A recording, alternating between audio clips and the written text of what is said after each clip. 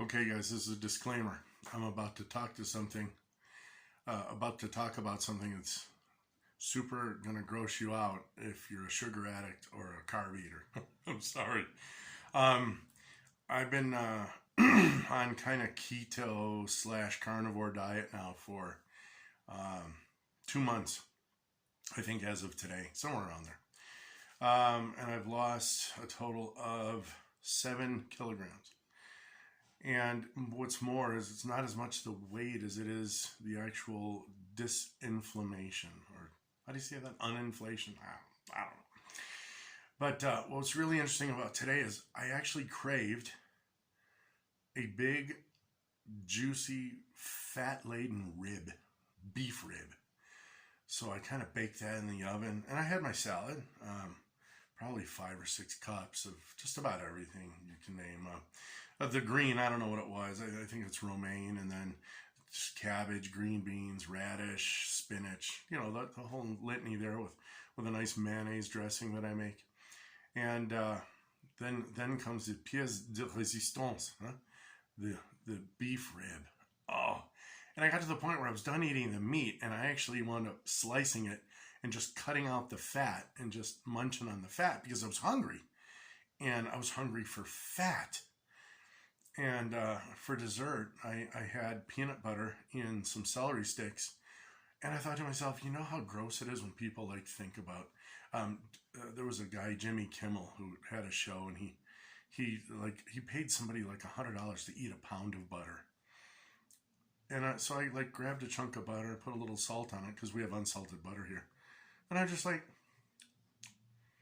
damn, that's pretty good. I have a taste for fat now. I don't have a taste for sugar.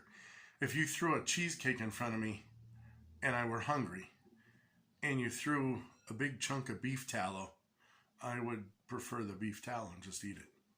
As I told you, if you're a sugar addict, this is gonna gross you out. But and then I'm thinking to myself, people think, well, you're gonna starve, or you're not getting your nutrients.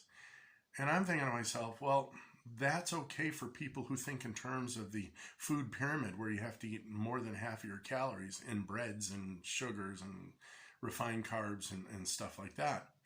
And then I got to thinking too, some people say, well, pemmican doesn't taste very good. Pemmican is essentially beef jerky pulverized into a powder and mixed with an equal weight of tallow. All right. So that gives you about 6.5 grams, 6.5 calories per gram consumed. And I'm going to make some, and I'm telling you right now, I have this feeling that I think it's going to taste delicious. And I think Native Americans and trappers who were used to eating non-carb diets,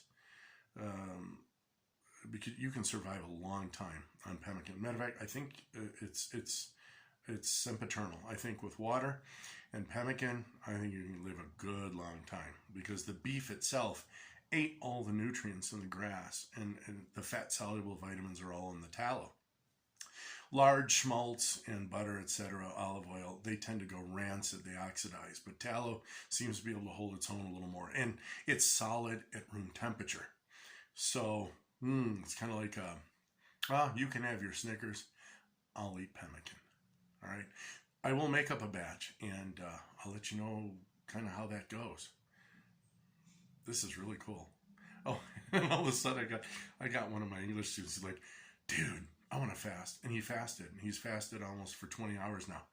He's cleaned his car, cleaned his garage, walked his dog, did all of the stuff he had to do. He's like, I said, did you take a nap? Why? I'm not tired. I know. You're not tired. You don't get tired anymore. Those of you who want to burn the candle on both ends, eat fat and meat. Ta-da! Okay, we'll talk soon. I warned you.